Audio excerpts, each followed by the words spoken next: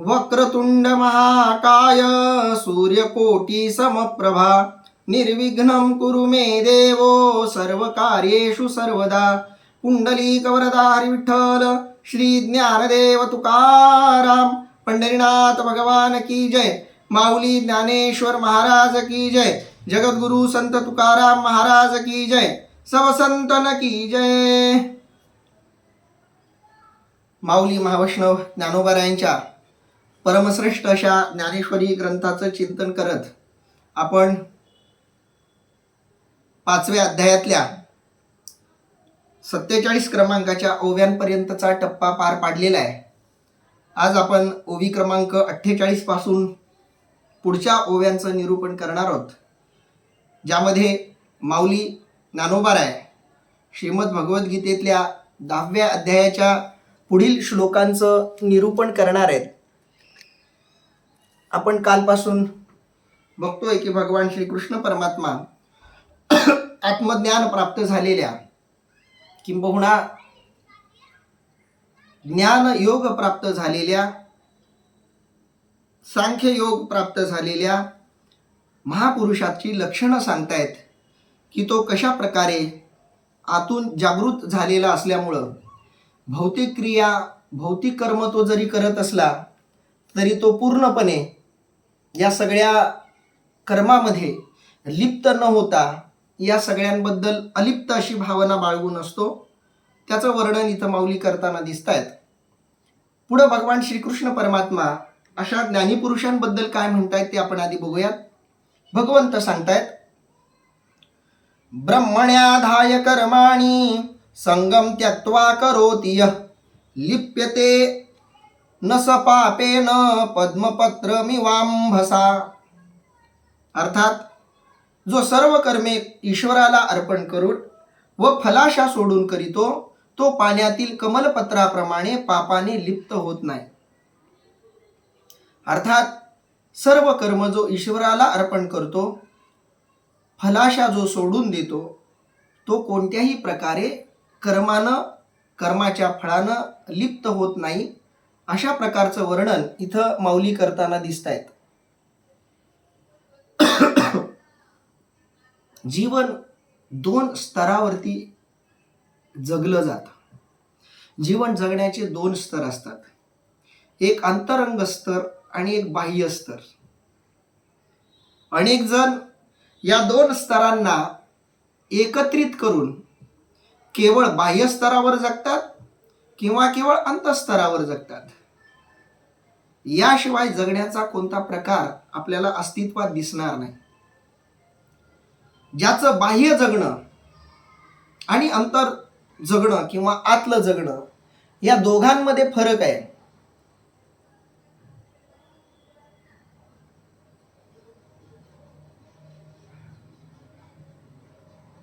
ज्याचं बाह्य जगणं वेगळं आहे आणि अंतरंग जगणं वेगळं आहे, त्यांचं आपल्याला आज प्रामुख्याने चिंतन करायचं आहे. बाह्य जगण्याला आपण भौतिक जगणं असं म्हणूयात आणि अंतरंग जगण्याला आपण आध्यात्मिक जगणं असं म्हणूयात. जो बाह्य जीवनाला प्रधानता देतो, ज्याचं जगणं केवळ बाह्य स्तरावरती आहे, त्या जगण्याला आपण व्यावहारिक जगत म्हणतो. आणि जे जगणं अंतरंग स्तरावर आहे, जे जगणं आत्मिक स्तरावर आहे, आध्यात्मिक स्तरावर आहे, ते जगणं पुन्हा वेगळ्या स्तरावरच आहे असं आपण म्हणत असतो. म्हणून जीवन जगण्याच्या ज्या 2 स्तरांची चर्चा आपण करतोय, ते एक भौतिक जगत आहे आणि एक आध्यात्मिक जगत आहे. जो भौतिक जगतामध्ये रमलाय, ज्याला भौतिक जगत हेच खरं जगत वाटतंय, बाह्य जगत हेच जगताचं खरं रूप आहे असं ज्याला वाटतंय, त्याला आपण व्यावहारिक म्हणतो. त्याला आपण प्रापंचिक, सांसारिक वगैरे शब्द त्यांच्यासाठी आपण नेहमी वापरतो. जगामध्ये दिशा किती आहेत असा जर प्रश्न विचारला तर व्यावहारिक लोक म्हणतील की 10 प्रकारच्या दिशा आहेत. दश दिशा हा शब्द त्यातूनच अस्तित्वात आलेला आपल्याला दिसतो. 4 मुख्य दिशा, 4 उपदिशा आणि एक वरची आणि एक खालची दिशा, अशा 10 दिशांचा उल्लेख आपण करतो. या 10ही दिशा बाहेरच्या आहेत, भौतिक आहेत. इहवादी आहेत, दृश्य आहेत. या बाह्य दिशांमध्ये परमात्मा सोडून बाकी सगळं सापडेल. प्रकृती, प्रकृतीचा आकार, विकार, विषय, भेद, भिन्नता, या सगळ्या गोष्टी आपल्याला बाहेर दिसतात, दशदिशांमध्ये दिसतात. पण या 10च दिशा अस्तित्वात आहेत असं नाही. आणखी एक 11वी दिशा आहे. ती दिशा या 10 दिशांपेक्षा खूप वेगळी दिशा आहे. त्या दिशेचं नाव आहे आतली दिशा. जो प्रवास आत होतो ती एक दिशा आहे. आणि परमात्मा त्या दिशेनं जे प्रवास करतात त्यांना सापडतो. जो आत शिरलाय, जो अध्यात्मात उतरलाय, जो आध्यात्मिक बनलाय, त्याला परमात्मा सापडतो. परमात्म्याला मिळवणाऱ्यांची ती दिशा आहे. परमात्म्याला मिळवणाऱ्यांचा तो रस्ता आहे. परमात्म्याला मिळवणारी लोक, परमात्म्याला शोधणारी लोक त्या मार्गाने प्रवास करत असतात. काही जण परमात्म्याचा शोधही बाहेर घेत असतात, बाह्य दिशेतून घेत असतात, पण त्यांना परमात्मा सापडत नाही. परमात्मा जे आतल्या दिशेने प्रवास करतायत त्यांनाच केवळ सापडतो.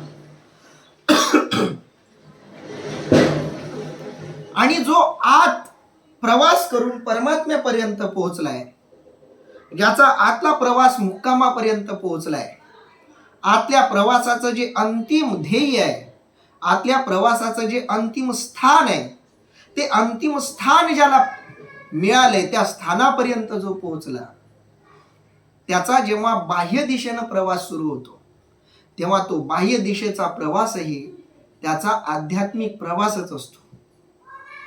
हा थोडासा फरक आपल्याला लक्षात घ्यायला हवा.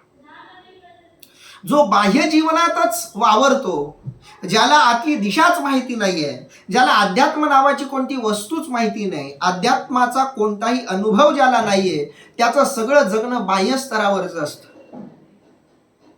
पण जो आतल्या स्तरामध्ये गेलाय, जो अध्यात्मात ज्यानं प्रवेश केलाय आणि अध्यात्मात प्रवेश करून अध्यात्मातल्या शेवटच्या शिखरापर्यंत जो पोहोचलाय, तो मूलतः स्वतःपर्यंत पोहोचलाय. त्या ठिकाणी जो जातो त्याला स्वतःशी भेट होते. आपल्यासोबत झालेली भेट म्हणजे ती आध्यात्मिक स्तरावरची अंतिम भेट असते. तिथं मीच मला भेटतो, तिथं माझंच मला दर्शन होतं. ते माझंच मला दर्शन होणं याचाच अर्थ आहे ज्ञान. याचाच अर्थ आहे ज्ञान संन्यास. त्याचाच अर्थ आहे सांख्य योगाची प्राप्ती. त्याचाच अर्थ आहे अनुभूती. त्याचाच अर्थ आहे साक्षात्कार. त्याचाच अर्थ आहे आत्मसाक्षात्कार. आणि तो आत्मसाक्षात्कार ज्याला झाला, ज्याला आत्मदर्शन झालं, ज्याला आत्मप्रतीती आली, ज्याला मीच ब्रह्म आहे, मीच परमात्मा आहे, मीच ईश्वर आहे, हा अनुभव ज्याला आला, ही जाणीव ज्याच्या आत जागृत झाली, त्याचा आतला प्रवास तर संपलाय. पण तरीही शरीर शिल्लक असल्यामुळं शरीराचा वावर जिथं जिथं होणार आहे, शरीरातून जे बघितलं जाणार आहे, कारण शरीराच्या या डोळ्यांद्वारा बघितलं जाते, शरीरातल्या कानाद्वारा ऐकलं जाते, शरीराचा एक भाग असलेल्या तोंडाद्वारा बोललं जाते, शरीरात असलेल्या नाकाद्वारा वास घेतला जातोय, श्वसन नलिकेच्या द्वारा श्वासोच्छवास घेतला जातोय, हात हालचाल करतायत, पाय हालचाल करतायत, शरीर हालचाल करतंय. या सगळ्या शरीराची त्याचीही हालचाल होते, पण त्याची ती सगळी भौतिक हालचाल, त्याचा तो सगळा भौतिक प्रवास हा केवळ आणि केवळ आध्यात्मिक, आत्मिक अर्थात परमात्म रूप अधिष्ठानावरच होत असते. आणि म्हणून तो कितीही प्रवास करत असला तरी त्याचं अधिष्ठान भंग पावत नाही. आणि ज्याचं अधिष्ठान भंग पावत नाही, त्यानं कितीही प्रवास केला तरी त्याच्याकडून प्रवास घडत नाही. प्रवास तेव्हाच संभवतो जेव्हा अधिष्ठानामध्ये बदल होतो. आपण सर्वजण आपापल्या घरी बसून आहोत. आपापल्या खुर्चीवर कुठंतरी आपण सगळेजण बसलोत. बसत असूनही आपली जागा बदलते. कारण ज्या पृथ्वीवर आपण आहोत ती पृथ्वी प्रचंड मोठ्या वेगानं फिरतीये. स्वतःभोवती फिरते, सूर्याभोवती फिरते. म्हणजे आपण एका ठिकाणी नाही आहेत. आता मी ज्या जागेवर आहे, आता जागेवर पृथ्वी आहे असं म्हणेपर्यंत पृथ्वी बरीच पुढे गेली. कित्येक किलोमीटर, हजारो किलोमीटर पुढे गेली. कारण सेकंदाला कित्येक हजारो किलोमीटर ही पृथ्वी आपलं अंतर पार पाडते. स्वतःभोवतीचंही, सूर्याभोवतीचंही. सूर्याभोवतीचा पूर्ण वेढा पूर्ण करायला तिला 365 दिवस लागतात आणि स्वतःभोवतीचा एक वेढा पूर्ण करायला 24 तास लागतात. मग विचार करा किती स्पीडनं ती पृथ्वी फिरत असेल. आपल्याला आपलाच एक वेढा पूर्ण करायला काही एक सेकंद लागतात. पृथ्वी तर एवढी मोठी आहे, तिचं एक विशिष्ट टोक आपण मोजलं आणि ते विशिष्ट टोक पुन्हा फिरून त्याच टोकावर येण्यासाठी 24 तास. आणि ज्या ठिकाणी आता पृथ्वी आहे या ठिकाणाहून ती सूर्याभोवती फिरते आणि फिरून ती पुन्हा त्याच मूळ जागी येते 365 दिवसांनी. मग आपण सगळेजण स्थिर आहोत असं म्हणता येईल का? आपण एकाच जागेवर आहोत असं म्हणता येईल का? मी आता ज्या प्रवचनाला आपण सुरुवात करताना जिथं होतो, अंतराळात ज्या ठिकाणी होतो, त्या ठिकाणी मला यायला पुन्हा 1 वर्ष लागते. आणि 1 वर्षानंतरही काही सेकंदाच्या काही % भागापुरता मी त्या जागेवर थांबू शकतो. एवढं सगळं अस्थिर, सगळं गतिमानपणे चाललंय, पण तरी सुद्धा मी स्थिर आहे. पृथ्वी फिरत आहे तरी मी स्थिर आहे. का? तर माझं अधिष्ठान मी बदललेलं नाहीये. कारण मी पृथ्वीच्या त्या परिभ्रमणाशी एकरूप झालोय. त्या पृथ्वीशी, त्या पृथ्वीच्या परिवलनाशी मी एकरूप आहे. मी पृथ्वीचा भाग म्हणूनच पृथ्वीवर आहे. म्हणून पृथ्वीच्या या प्रचंड वेगाचा माझ्यावर कोणताही परिणाम होत नाहीये. अगदी त्या पद्धतीनं जो आत्मरूपावर स्थिर झाला, जो आत्मरूपाशी एकरूप झाला, जो आत्ममय झाला, जो ब्रह्मरूप झाला, परमात्ममय झाला, ईश्वरमय झाला, त्याला ईश्वराचं अधिष्ठान मिळाल्यामुळं त्यानं कितीही भौतिक क्रिया करो, कितीही भौतिक कर्म करो, तो काहीही बोलो, काहीही पाहो, काहीही ऐको, कसाही श्वासोच्छवास घेऊ, कोणत्याही क्रिया त्याच्या शरीराकडून घडो, ते सगळं घडूनही तो त्या सगळ्यापासून अलिप्तच राहतो. कारण त्याचा जीवन जगण्याचा स्तर आतला आहे. त्याचं मुख्य असणं आत आहे. बाह्य स्तरावर तो केवळ आहे, असण्याला आहे, नावाला आहे, बघणाऱ्याला फक्त भ्रम वाटावा म्हणून तो आहे. आतून तो यातल्या कशाशीच एकरूप होत नाही. हे अंतस्तरावरचं जगणं भगवंत या श्लोकामध्ये मांडतायत.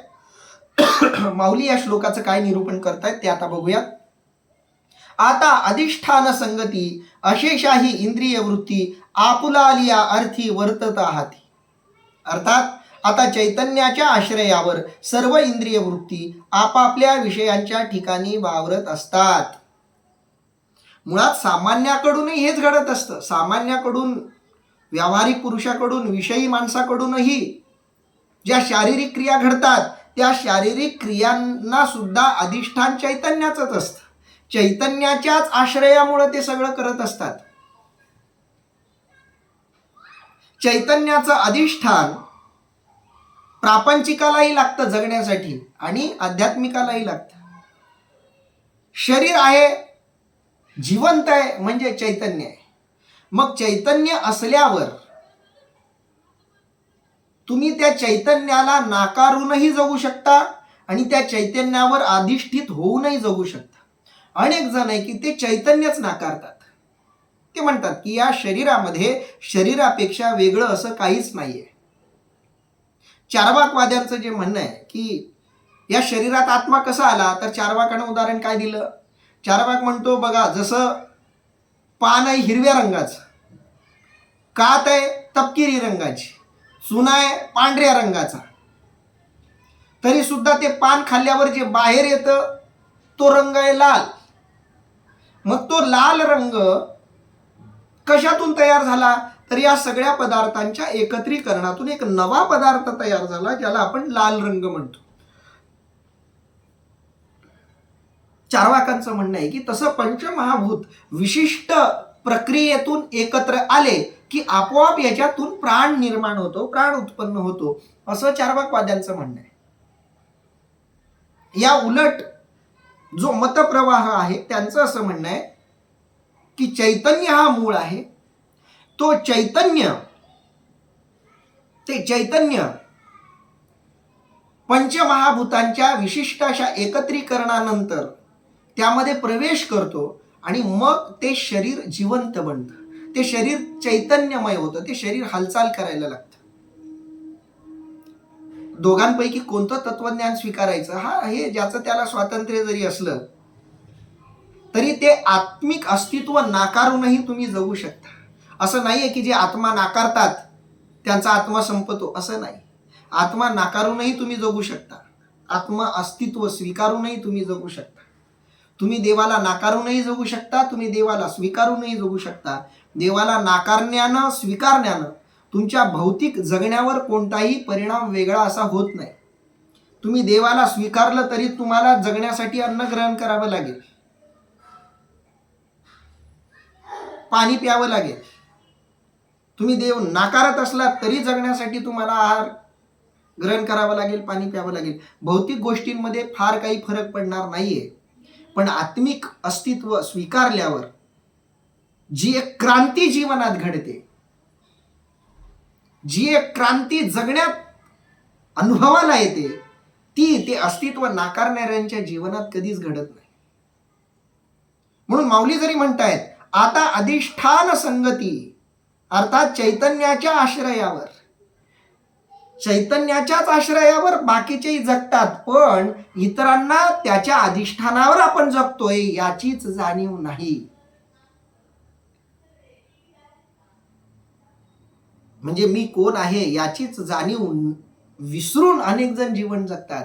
पण माऊली त्यांची चर्चा करतायत, भगवंत त्यांची चर्चा करतायत जे त्या अधिष्ठानावर परत आलेले आहेत, ज्यांना अधिष्ठान कळलेलं आहे, ज्यांना मूळ कळलेलं आहे, ज्यांना पाया समजलेला आहे.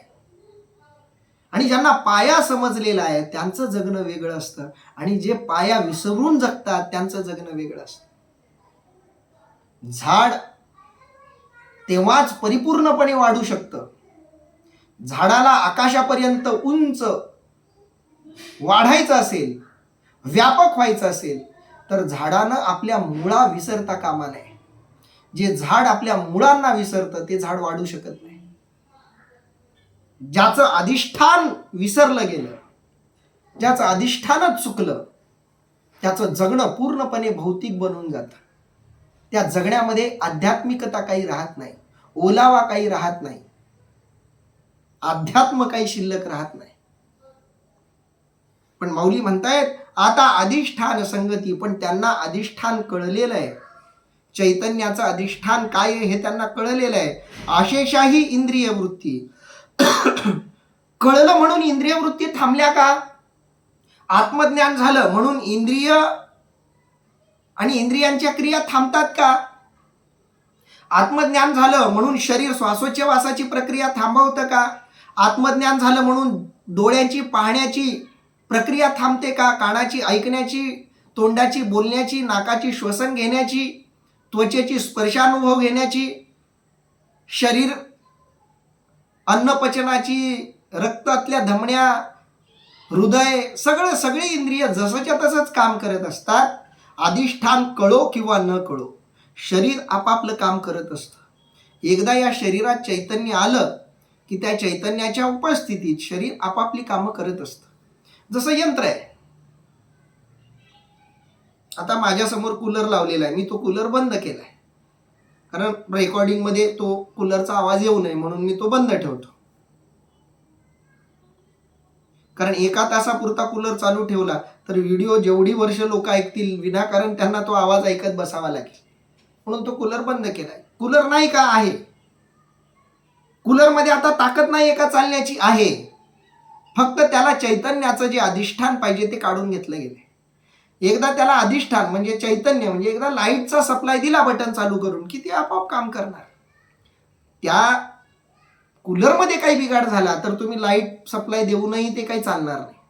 तसं या शरीरामध्ये चैतन्याचं अधिष्ठान एकदा गेलं, पोहोचलं की त्या चैतन्याच्या अधिष्ठानाच्या उपस्थितीनं शरीर क्रिया करायला सुरुवात करतं.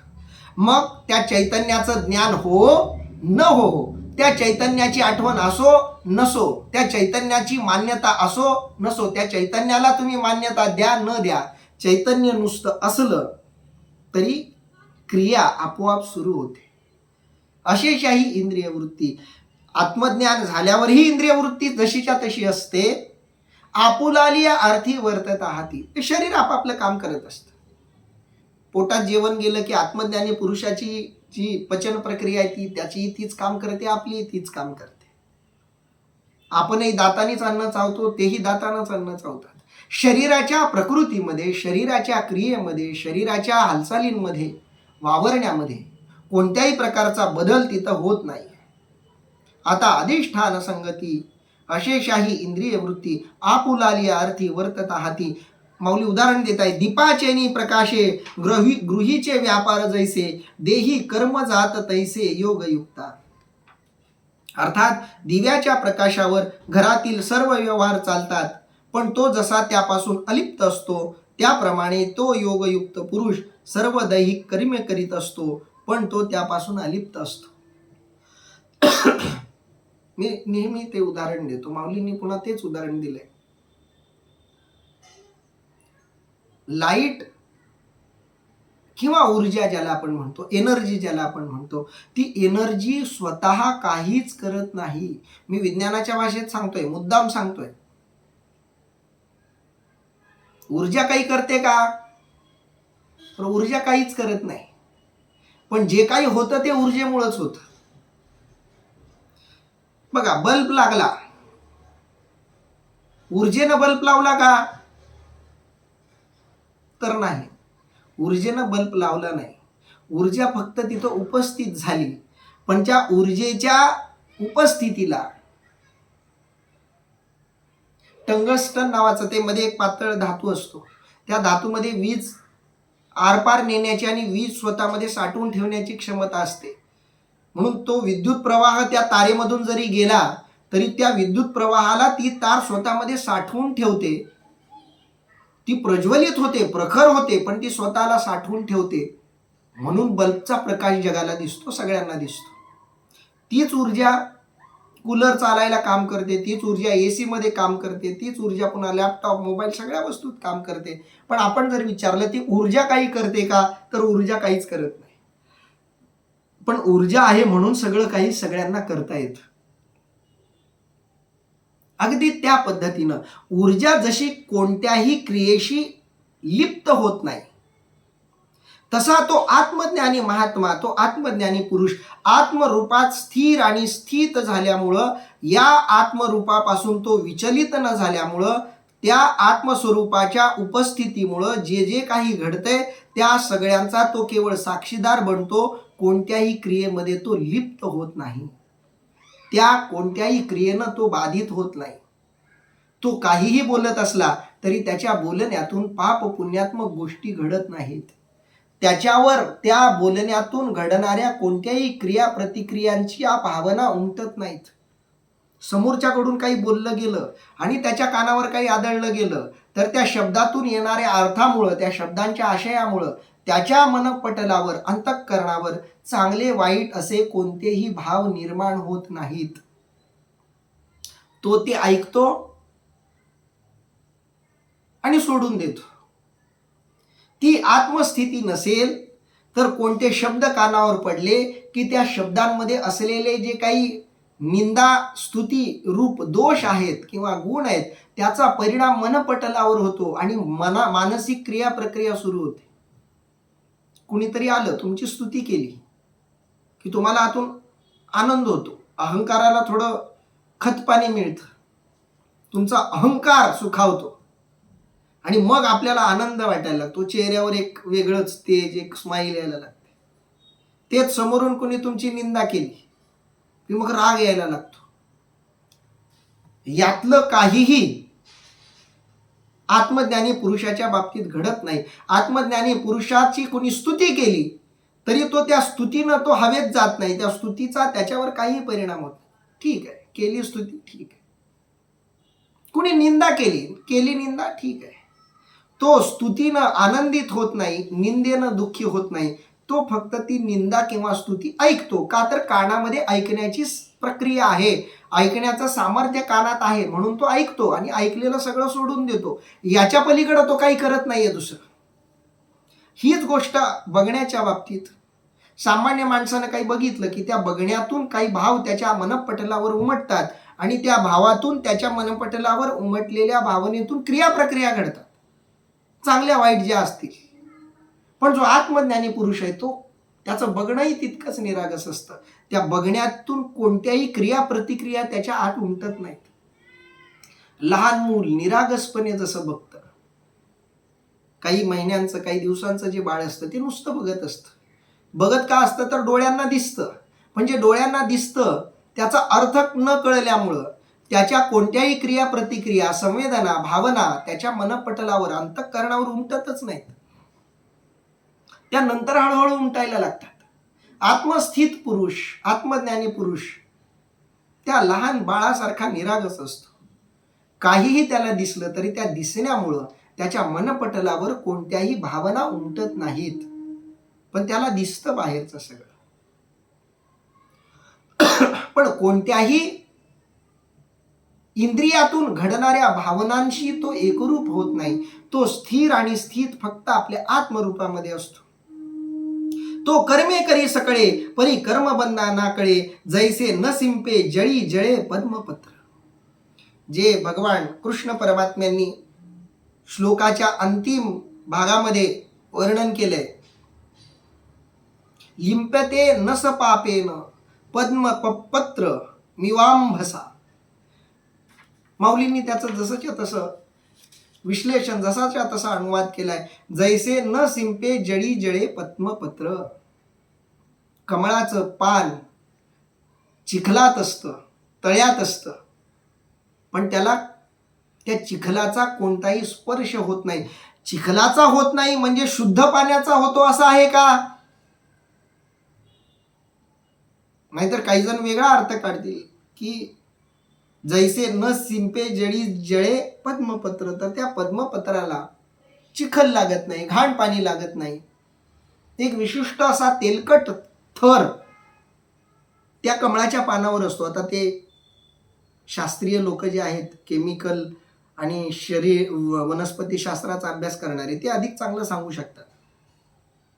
पण कमळाच्या त्या फुलाच्या पानांना पाण्याचा स्पर्श अजिबात होत नाही. याचा अर्थ अपवित्र पाणी त्याला स्पर्श करू शकत नाही आणि पवित्र पाणीही त्याला स्पर्श करू शकत नाही. तो ना पापानं लिंपतला जातो आणि ना पुण्यानं. पुण्यही त्याला स्पर्श करू शकत नाही, पापही नाही. तुका म्हणे आम्ही झालो अग्निरूप, लागो नेती पाप पुण्य अंगा. तुकोबराय सांगतायत, केवळ पापच आम्हाला लागत नाही असं नाही, पुण्य सुद्धा आम्हाला लागत नाही, पुण्य सुद्धा आम्हाला स्पर्श करू शकत नाही. त्या पद्धतीनं तो आत्मज्ञानी पुरुष कर्म करत असला, तो कर्मे करी सकळे, तो सगळी कर्म करतो. परी कर्मबंधा ना कळे, पण कर्माच्या बंधनामध्ये तो अडकत नाही. ज्याप्रमाणे कमलाचे पान पाण्यात असूनही पाण्याने भिजत नाही, त्याप्रमाणे तो सर्व कर्मे करूनही कर्मबंधनाने लिप्त होत नाही.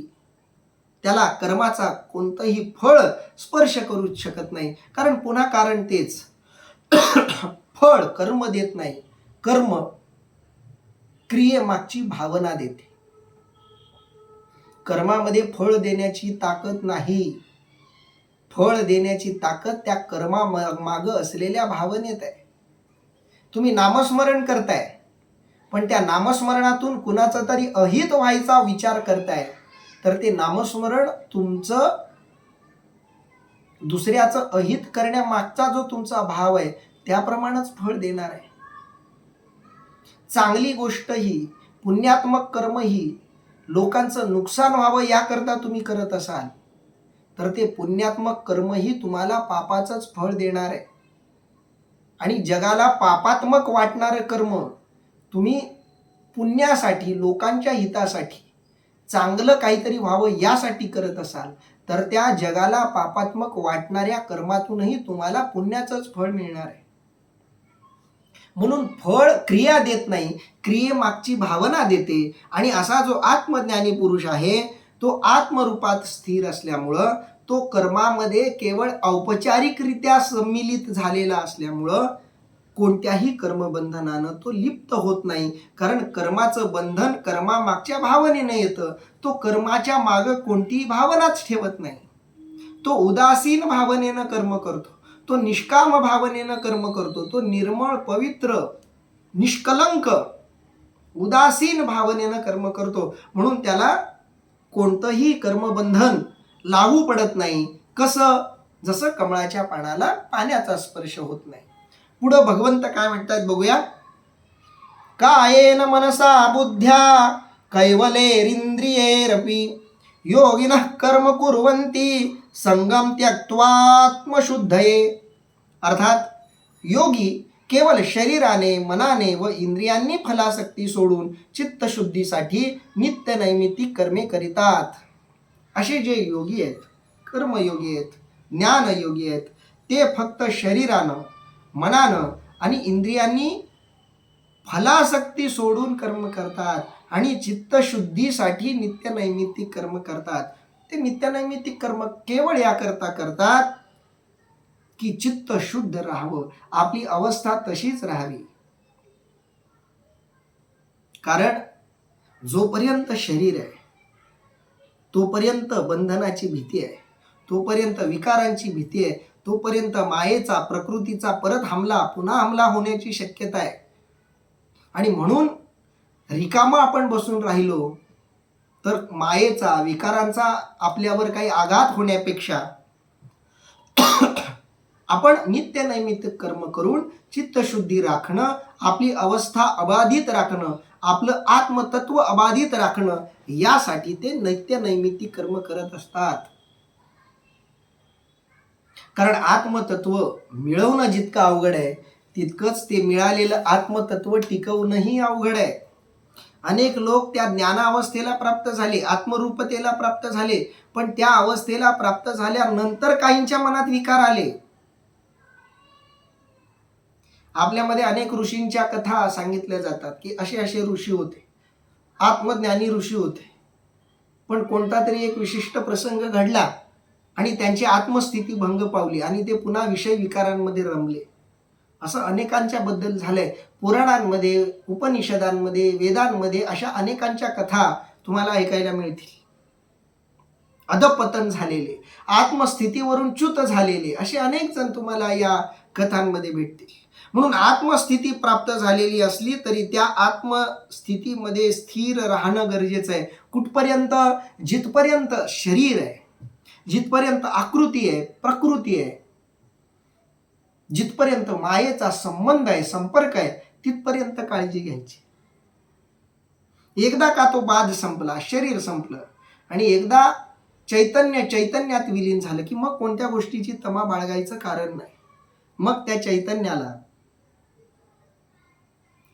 प्रकृतीचा बाध, विकारांचा बाध होणं शक्य नाही. पण तोपर्यंत या आत्मस्थितीला स्थिर ठेवण्यासाठी, चित्तशुद्धीसाठी नित्य नैमित्तिक कर्मे अशी योगी करत असतात. शरीरानंही करतात, मनानंही करतात आणि इंद्रियानं सुद्धा ते कर्म करत असतात. माऊली काय वर्णन करतात बघा. देखय बुद्धीची भाषणे निजे, मनाचा अंकुर नुदैजे, ऐसा व्यापार तो बोलीजे शारीरोगा. अर्थात पहा, ज्या कर्मात बुद्धिपूर्वकत्व दिसत नाही व मनाचा अंकुर उत्पन्न होत नाही त्याला काही कर्म म्हणतात. कर्माचे 3 प्रकार इथं आपल्याला सांगितलेले दिसतात. त्यातला पहिला जो कर्माचा प्रकार आहे तो कायिक. काया म्हणजे शरीर, शरीराद्वारा घडणारं कर्म, शरीराकडून घडणारी कर्म. देखे बुद्धीची भाषणे निजे, जिथं बुद्धीचा विचार नाहीये, जिथं बुद्धीचं काही काम नाहीये, जिथं बुद्धी वापरली जात नाहीये, मनाचा अंकुर नुदैजे, तिथं मनही नाहीये, मन अजून जन्माला आलेलं नाहीये. ऐसा व्यापार तो बोलीजे शारीरोगा. आणि जिथं मनाची बुद्धीची उपस्थिती नाही असं जे कर्म आहे ते कर्म म्हणजे शारीर कर्म, म्हणजेच कायिक कर्म. हेच मराठे परियेसी तरी बाळकाची चेष्टा जैशी, योगिये कर्मे करीती तैशी केवळात. बघा, माऊलींनी पुन्हा लहान बाळाचंच उदाहरण दिलंय. हीच गोष्ट सोपी करून सांगतो, ऐक. जसे लहान मुलाचे व्यवहार मन व बुद्धी याला सोडून होतात, त्याप्रमाणे योगी लोक केवळ देहाने व्यवहार करतात. लहान मूल हालचाल करतं, त्याचे हात हलतात, पाय हलतात, ओठ हलतात, डोळे हलतात, सगळं शरीर त्याचं हलतं. तो डोळ्यांनी पाहतो, कानांनी ऐकतो, नाकानं श्वास घेतो, तोंडाने बोलतो, हातापायाची हालचाल करतो. पण त्याच्या त्या हालचालीतून त्याच्या मनपटलावर, त्याच्या बुद्धीवर काहीही आघात होत नाहीत, कारण अजून मन आणि बुद्धी जन्मालाच आलेली नाहीये त्याची. त्याच्यामध्ये मन आणि बुद्धी हळूहळू जन्माला येते. किती मोठं मानसशास्त्र आहे. लहान मुलांचं मानसशास्त्र समजून घेण्याच्या दृष्टीनं माऊलींचा हा दृष्टांत अतिशय महत्वाचा आहे. कारण मन जन्माला यायला काही एक भावना असाव्या लागतात. लहान मुलातही मन आहे, सूक्ष्म शरीराच्या ज्या विषयी वासना आहेत त्या, पण नुकतं शरीर जन्माला आलेला असल्यामुळं त्या विषयी वासना देखील अजून ॲक्टिवेट होत नसतात. लगेच ॲक्टिवेट त्या होत नाहीत. त्या फक्त कोणत्या घरात, कोणत्या वातावरणात, कोणत्या परिस्थितीत जन्म घ्यायचा आहे हे ठरवण्यापुरतं ते घर किंवा ती आईवडील जे काही आहेत ते निवडतात. पण म्हणून शरीर मिळाल्याबरोबर लगेच ते ॲक्टिवेट होतात असं नाही. त्या ॲक्टिवेट होण्याला थोडा कालावधी जातो. ते मन आकाराला यायला वेळ जातो, ती बुद्धी आकाराला यायला वेळ जातो, विचार प्रक्रिया सुरू व्हायला कालावधी जातो. नवीन जन्माला आलेलं मूल लगेच विचार करायला लागत नाही. आधी ते नुसत्या क्रिया करतं. त्याच्या त्या क्रियेनं त्याच्या मनपटलावर काहीच उमटत नाही, कारण अजून मन नुसतं रिकाम आहे, कोरडा कॅनव्हास आहे, कोरा कागद आहे, कोरा फळा आहे त्याचं मन. म्हणजे त्या मनावर अजून काहीही उमटलं जात नाहीये. समोरून बोललं जातंय त्याचा अर्थ लागत नाहीये, दिसतंय त्याचा अर्थ लागत नाहीये. पण या दृष्टांतामध्ये थोड्या मर्यादा आपण समजून घेतल्या पाहिजे.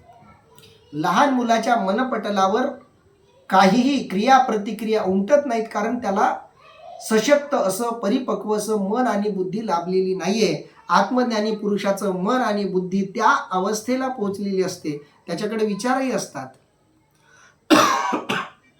विचार करण्याची क्षमताही त्याच्याकडे असते, मनन करण्याची क्षमताही त्याच्याकडे असते. पण तरी सुद्धा मननाची मनन प्रक्रिया, बुद्धीची विचार करण्याची प्रक्रिया तो पूर्णपणे थांबवतो. तो फक्त जे येतंय ते येऊ देतो, अक्षर उमटू देतो, पण त्या अक्षराचा आशय स्वतःला चिकटू देत नाही.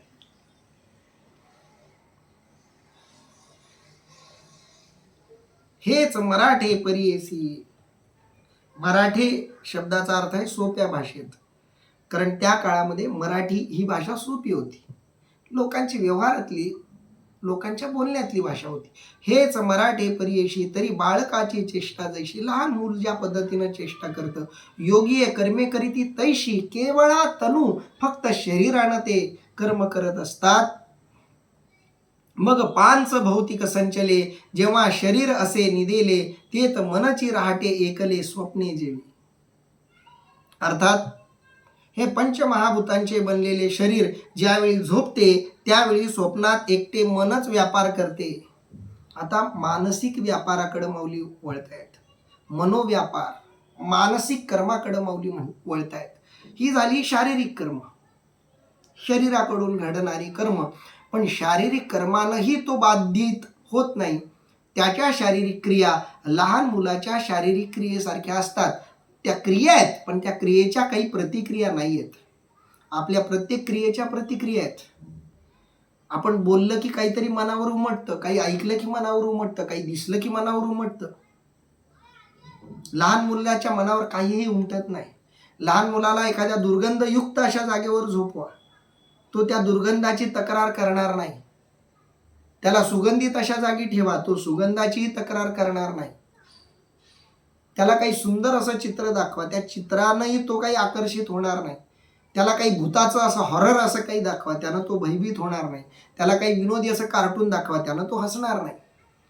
कारण त्या दिसण्यातून ज्या भावना प्रतिक्रिया उमटायला हव्यात त्या प्रतिक्रिया त्याच्या मनपटलावर उमटतच नाहीत.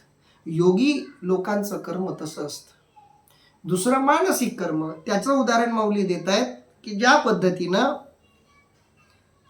मग पांचभौतिक संचले, पांचभौतिक म्हणजे पंचभौतिक शरीर, संचले म्हणजे बनलेले, 5 महाभूतापासून बनलेले, जेव्हा शरीर असे निदेले, 5 महाभूतांनी बनलेलं शरीर जेव्हा झोपतं, निद्रिस्त होतं, ते तर मनाची रहाटे एकले स्वप्ने जेवी.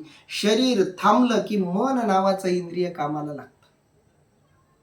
मुळात या सगळ्या इंद्रियांवर 5 ज्ञानेंद्रिय, 5 कर्मेंद्रिय यांच्यावर हुकमत सगळी मनाचीच चालते. पण मन प्रत्यक्ष कोणती क्रिया करत नाही. मन या इंद्रियांकडून क्रिया करून घेतं. पण जेव्हा हे मन कधी ऍक्टिव्हेट होतं, स्वतःच सगळी कामं कधी करतं, स्वतःच्या अंगावर घेऊन कामं कधी करतं, तर जेव्हा हे शरीर झोपलेलं असतं. शरीर झोपलं की मनाच्या क्रिया सुरू होतात. जेव्हा शरीर असे निधेले, ते तर मनाची रहाटे एकले स्वप्ने जेवी. आणि मग मन स्वतः सगळं करायला लागतं. मन स्वतः सगळं करतं, त्याला आपण स्वप्न म्हणतो. या स्वप्नावर प्रभाकर पाध्ये नावाच्या समीक्षकांनी, मराठीतले खूप मोठे समीक्षक अभ्यासक आहेत, त्यांनी खूप अभ्यास केलाय. साहित्याच्या दृष्टीनं स्वप्नांचा उलगडा त्यांनी केलाय. अर्थात सिग्मंड फ्राईडच्या स्वप्नाच्या उलगड्याचाच त्यांनी आधार घेतलेला आहे. माणसाला स्वप्न का पडतात, कशी पडतात, स्वप्न हे एक रहस्यमय असं जगत आहे. आपल्याला वाटतं की मी रात्रभर स्वप्न बघत होतो. स्वप्न माणूस रात्रभर बघत नाही. माणूस स्वप्न 1 ते 2 मिनिटाचं जास्तीत जास्त बघतो. याच्यापेक्षा जास्त स्वप्न बघण्याची क्षमता मनाची नसते. पण त्या 2 मिनिटात सगळं आयुष्य जगून मोकळा होतो माणूस. एवढा स्पीड, एवढी गती असते त्या स्वप्नातल्या चित्रांना. स्वप्नातही प्रतिमा असतात, स्वप्नातही इमेजेस असतात, चित्र असतात. ती चित्र एकमेकांना जोडली जातात. जसं सिनेमा बघताना, सिनेमा म्हणजे काय असतो, एका चित्रानंतर दुसरं चित्र, त्याच्यानंतर तिसरं, चौथं, असं चित्रामागे चित्र लावलेली असतात. आणि ते एवढ्या गतीनं आपल्याला चित्र दिसतात की मग आपल्याला ती चित्र न दिसता व्हिडिओ दिसायला लागतो. अगदी त्या पद्धतीनं स्वप्न पडत असतं. स्वप्न म्हणजे अशा वेगवेगळ्या प्रतिमा, आणि त्यातली प्रत्येक प्रतिमा या मनाला भौतिक जगामध्ये अनुभवातून जे काही येतं, अनुभवाला येतं, त्यातून त्या प्रतिमा हे मन तयार करतं. आणि त्या प्रतिमांची एक विशिष्ट संगती लावली जाते आणि स्वप्नाच्या रूपानं ती संगती उलगडवली जाते. कारण या प्रतिमा जर तशाच मनात साचत राहिल्या तर मन वेडं होऊ शकतं, मन विकृत होऊ शकतं. म्हणून मानस शास्त्रज्ञ सांगतात, स्वप्न पडणारा माणूस स्वस्थ असतो. ज्या माणसाला स्वप्न पडत नाहीत त्याला मानसिक विकृती येण्याची शक्यता असते. कारण स्वप्न पडण्याची प्रक्रिया थांबली की मनामध्ये त्या विषय, वासना, सगळ्या इच्छा, आकांक्षा एकावर एक लादल्या जातात, दाबल्या जातात. आणि एकदा त्या इच्छा, वासना, आकांक्षा खूप प्रेस्ड झाल्या, दाबल्या गेल्या, दबावाखाली आल्या की मानसिक विकृती तयार होते. आणि म्हणून विरेचन होणं, भावनेचं विरेचन, भावनांचं संतुलन होण्यासाठी स्वप्न गरजेची असतात. म्हणून ज्या गोष्टीत शरीर कमी पडतं, ज्या गोष्टीत पंचेंद्रिय, ज्ञानेंद्रिय, कर्मेंद्रिय कमी पडतात, त्या क्रिया मन झोपेमधून स्वप्नाच्या रूपातून पूर्ण करून घेतं. त्याला मानसिक कर्म असं म्हणतात. नवलायके धनुर्धरा, कैसा वासनेचा संसारा, देहा होऊ नेदी उजगरा, परी सुख दुःखे भोगी. अर्थात अर्जुना, आश्चर्याची गोष्ट पहा, या वासनेचा असा विस्तार आहे की देहाला कळू न देता ती सुख दुःख मात्र भोगविते.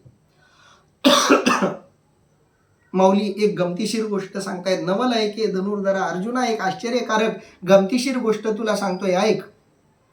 कैसा वासनेचा संसारा, या वासनेचा संसार कसा आहे बघ. देहा होऊ नेदी उजगरा, परी सुख दुःखे भोगी. उजगरा म्हणजे कळणं, देहा होऊन येदी उजगरा. शरीराला कळू न देता या शरीराला सुखदुःख भोगायला लावतं ते मन. या मनात असलेल्या वासना, मनात असलेल्या वासना, मनात असलेल्या इच्छा आकांक्षा पूर्ण करण्यासाठी हे मन इंद्रियांचा आधार घेतं. त्या पूर्ण करण्यासाठी इंद्रियांना राबवतं. मनात आलेली वासना पूर्ण करण्यासाठी ज्ञानेंद्रिय आधी कामाला लागतात. एखादा पदार्थ आवडलाय, मनाला वाटलंय की तो पदार्थ खायचा आहे, की मग ज्ञानेंद्रिय कामाला लागतात. ज्ञानेंद्रिय विचार करायला लागतात. विचार प्रक्रिया सुरू होते की ते कसे मिळवायचे, ते मिळवण्यासाठीची प्रक्रिया सुरू होते. आणि ती एकदा प्रक्रिया सुरू झाली की मग आधी ज्ञानेंद्रिय कामाला लागतात आणि मग कर्मेंद्रिय प्रत्यक्षपणे त्या पदार्थाची चव घ्यायला तयार होतात. त्या मनाच्या कडून ज्ञानेंद्रियांना आज्ञा जाते, ज्ञानेंद्रियांकडून कर्मेंद्रियाला आज्ञा जाते. पाय निघतात, हात निघतात, शरीर निघतं. हातानं तो पदार्थ उचलला जातो, दातांनी चावला जातो, गिळला जातो आणि ती वासना शमवली जाते. पण इंद्रियांना यांचा पत्ता लागत नाही.